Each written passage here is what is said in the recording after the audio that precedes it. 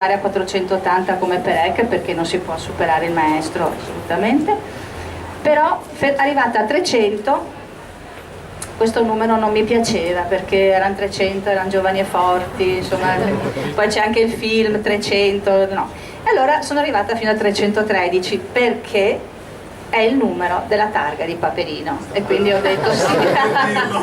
E allora ho detto sì, questo numero mi piace perché poi io mi identifico molto con questo personaggio, e allora ho detto sì, questo numero va bene, mi fermo qua, anche perché voleva essere una cosa leggera.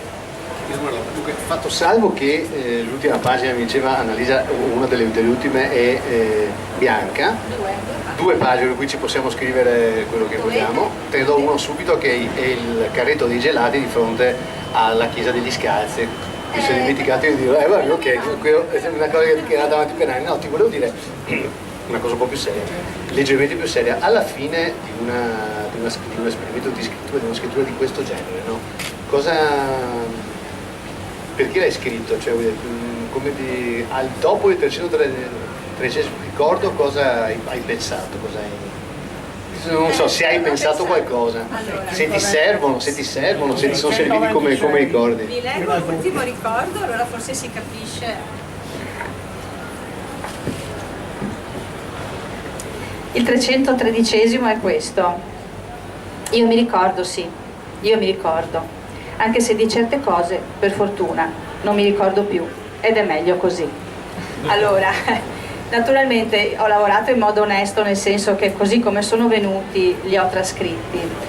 Ne ho tolti due perché erano ripetitivi, cioè fatalità, due cose, perché poi ci sono molti cibi, profumi, sapori. Io vengo da una famiglia mista di fiumana, mia mamma fiumana, mio papà emiliano, quindi sulla cucina c'erano non poche discussioni perché sono cucine completamente diverse.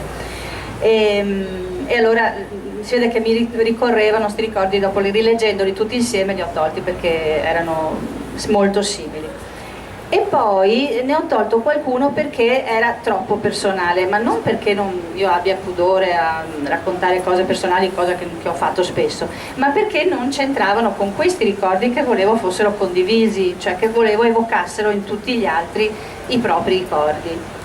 E quindi ho lavorato così, insomma, cercando di recuperare quello che può far parte di una comunità, perché questo mi interessava, restituire una comunità, non tanto una generazione, però per forza lo è, perché cioè, io posso ricordarmi le cose che ho vissuto, dunque sono nata nel 55 e quelli sono gli anni, insomma, da quando mi ricordo qualcosa, dai 4-5 anni più o meno, forse anche no, qualcosa prima, fino adesso, perché ci sono cose anche molto recenti, tra l'altro, e legate però anche a un territorio, quindi sì, c'è il generazionale, però c'è proprio il desiderio di ricompattare dei momenti, dei personaggi e dei luoghi di due città che per me sono i luoghi della mia vita, che mi vedono spesso in conflitto, un po' con una, un po' con l'altra, perché io sono nata a Canareggio, a 5 anni, 6 anni mi hanno deportato a Mestre, come dico sempre. Ho studiato a Venezia all'università mentre ho fatto il liceo, insomma le scuole a Mestre, e quindi c'è questo ponte, questo cordone ombelicale che non si taglia mai e che non ti permette di vivere pienamente né una città né l'altra, no? Io dico spesso che vivo a Venezia e dormo a Mestre, perché lavorando in piazza San Marco, la biblioteca Marciana, io passo quasi tutta la mia giornata a Venezia e poi torno a Mestre. Quando ero all'università a Venezia, quando gli altri miei amici cominciarono a divertirsi, io dovevo prendere l'autobus per tornare a casa, perché non ero una studentessa fuori sede, ero massa vicina, non mai più, cioè di quei tempi poi, insomma, non eravamo una famiglia ricca, mai più mi avrebbero permesso di avere l'appartamento a Venezia per divertirmi, perciò io ero sempre quella, scusate, io devo andare via, perché... E dopo, il giorno dopo mi raccontavano, sai, abbiamo fatto questo, quell'altro.